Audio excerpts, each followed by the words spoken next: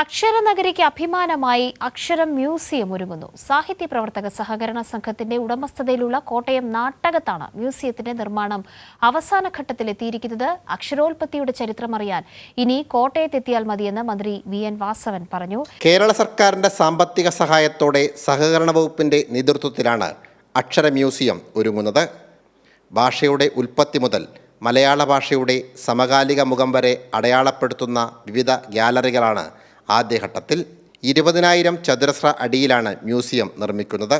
ഇത് ലോകം ശ്രദ്ധിക്കപ്പെടുന്ന ഏറ്റവും വലിയ അക്ഷര മ്യൂസിയമായി ഭാവിയിൽ മാറും. എന്നാൽ ലോകത്തെമ്പാടുമുള്ള അക്ഷരങ്ങളുടെ ആവിർഭാവം എങ്ങനെയാണ് വാമൊഴിയിൽ നിന്ന് ലിപികളിലേക്ക് എത്തിയതെന്നും ഉൾപ്പെടെയുള്ള ചരിത്രം ദൃശ്യാവിഷ്കാരങ്ങളാണ്. അല്ലാതെ പറഞ്ഞു മാത്രം വയ്ക്കലല്ല. ഓരോന്നും കണ്ടാലത് മനസ്സിലാവും.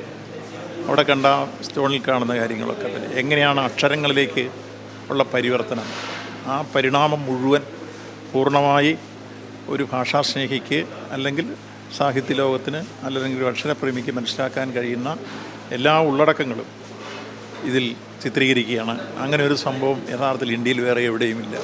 ഇന്ത്യൻ ഭാഷകളെയും ഏഷ്യൻ ഭാഷകളെയും മറ്റു പ്രധാന ലോക ഭാഷകളെയും വിശദമായി അടയാളപ്പെടുത്തുന്നതാണ് മ്യൂസിയത്തിൻ്റെ രണ്ടാം ഘട്ടം. അക്ഷരനഗരിയുടെ അഭിമാന സ്തംഭമായി അക്ഷര മ്യൂസിയം മാറുമെന്ന് മന്ത്രി വി.എൻ. വാസവൻ. ലോകത്തെമ്പാടുമുള്ള അക്ഷരങ്ങളെ പരിചയപ്പെടണമെങ്കിൽ നേരെ അക്ഷര നഗരിയിലേക്ക് വന്നാൽ മതി. അതാണ് ഇതിൻ്റെ പ്രാധാന്യം. ആദ്യഘട്ട നിർമ്മാണം പൂർത്തിയാക്കിയ ശേഷം മുഖ്യമന്ത്രിയാവും അക്ഷര മ്യൂസിയം നാടിന് സമർപ്പിക്കുക. നിർമ്മാണ പ്രവർത്തനങ്ങൾ വളരെ വേഗത്തിലാണ് പൂർത്തിയായിക്കൊണ്ടിരിക്കുന്നത്. മന്ത്രി വി.എൻ. വാസവൻ, സഹകരണ വകുപ്പ് സെക്രട്ടറി മിനി ആന്റണി എന്നിവർ നിർമ്മാണ പ്രവർത്തനങ്ങൾ നേരിൽ കണ്ട് വിലയിരുത്തി. സാംജിത് ആർപ്പുക്കരയ്ക്കൊപ്പം സനോജ് സുരേന്ദ്രൻ, കൈരളി ന്യൂസ്, കോട്ടയം.